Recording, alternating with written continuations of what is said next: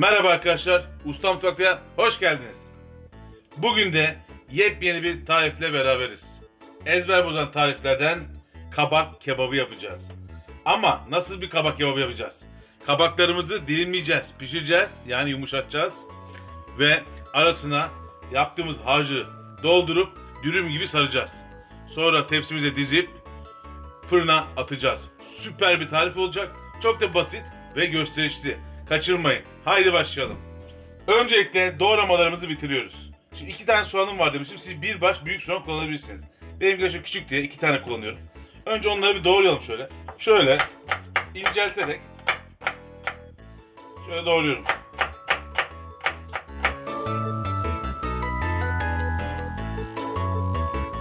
Evet, soğanlarımızı kaldırıyoruz. Yerine şöyle bir kabımıza atıyoruz. Şimdi 2 diş sarımsağımı şöyle bir güzel eziyorum. Hop, bakın şöyle eziyorum. Ve güzelce şöyle ince ince kıyıyorum.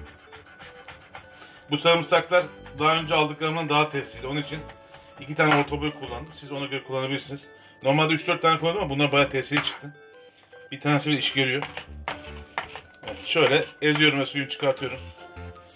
Ve şöyle toplayıp içine gönderiyorum. Şöyle bir tutam maydanozu da ince ince kıyıyorum. Bir tutam kadar olsa yeterli olacaktır. Şöyle ince ince bakın. İncecik incecik kıyıyorum. Ve kıymama karıştıracağım. Sıra geldi kabaklarımıza. Kabaklarımızı önce şöyle bir alacalı bir şekilde alıyorum kabuklarını.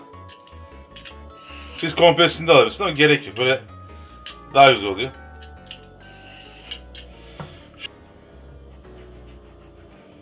Şöyle yarım santim şu bombesini alıyorum. Şöyle kabağımı kesiyorum.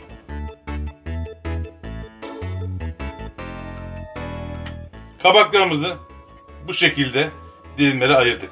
Gördüğünüz gibi hepsini yarım santim kadar elimizden geldiğince dilimlemeye çalıştık. Şimdi bunları teflon tavaya çok az yağ koyup içerisinde pişireceğiz ve yumuşatacağız.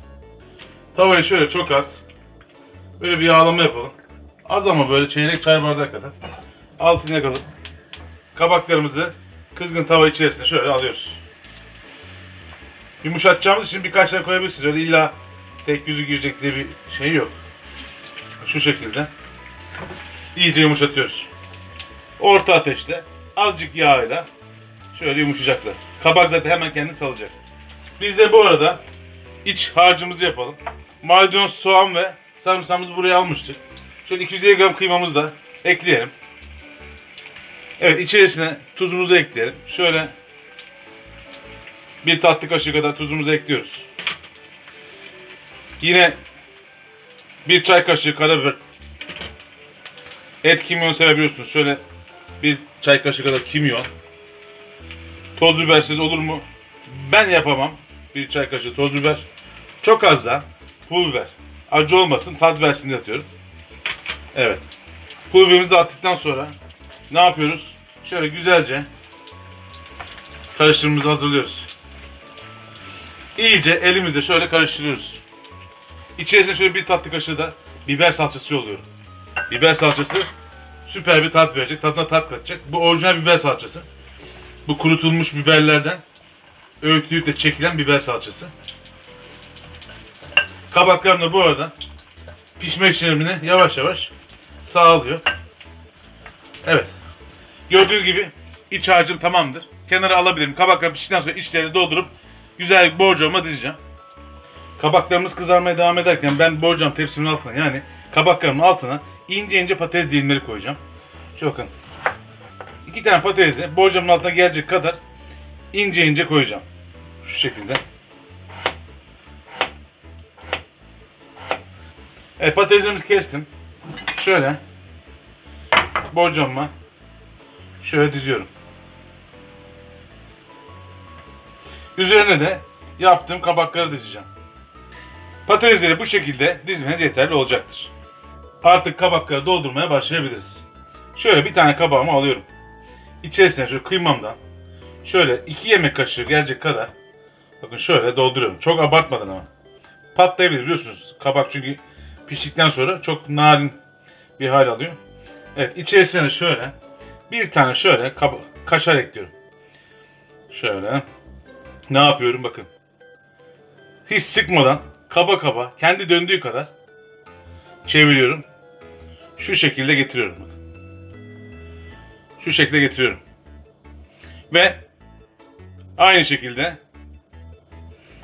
borcamıma diziyorum. Şu birbirine denk gelecek şekilde diziyorum. Bu arada kanalıma abone olmadıysanız abone olmayı unutmayın. Beğeniyorsanız videolarımı beğenmeyi, yorum yapmayı ve arkadaşlarınızla paylaşmayı unutmayın lütfen. Yine Instagram hesabımdan da tüm videolarıma ulaşabilirsiniz. Orada tüm tarifleri vermeye çalışıyorum. Evet, biz böyle sırasıyla devam ediyoruz. Gerçekten güzel bir tarif. Misafire yapılabilecek bir tarif. Çünkü farklı bir tarif. Aa, bu ne güzel olmuş. Şekilde çok güzel olmuş. Hiç aklımıza gelmemişti. Neler de aklınıza geliyor denetecek bir tarif. Yine kaşarımızı alıyoruz. Şuraya. Bir de şöyle koyalım hadi. Şöyle çeviriyoruz. Bak, kaba kaba çeviriyorum.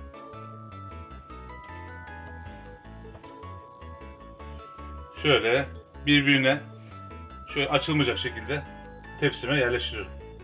Son aşamada kabak kebaplarımız gördüğünüz gibi bu şekilde oldu. Güzelce sardım.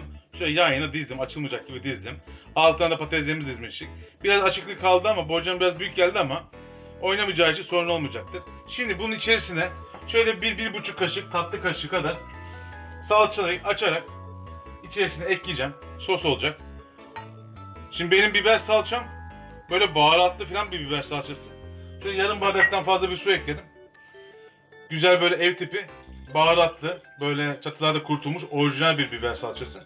Onun için içerisine tuz ya da karabiber gibi baharatlar eklemeyeceğim. Güzelce karıştırıyorum ve içerisine ekleyeceğim. Artık fırına gönderebilirim. 200 derece fırına alt açık, fan açık şekilde 35-40 dakika boyunca fırınlayacağım. Bakalım nasıl olacak. Ben biliyorum, daha önce yaptım ama sizin için bir daha bakacağım. Haydi bakalım. Evet, gördüğünüz gibi yemeğimiz süper bir şekilde pişti. Çok güzel oldu. Çok da ufalmadı. Daha önce yaptığım biraz da ufalmıştı. Püf noktası, bu yemeği ilk 30 dakika boyunca üzerini yağlı kağıdı kapatıp pişirin. Daha sonra açın, bir 10 dakikada kızartın. Ben o şekilde yaptım. Ufalma da olmadı ve güzel de pişti. Şimdi sunum yapıp tadına bakalım. Evet, kabak kebabımız gerçekten çok güzel oldu. Tadı müthiş gözüküyor. Zaten içine koyduğunuz malzemelerden güzel olmaması mümkün değil. Şöyle bir tadına bakalım artık. Dayanamıyorum.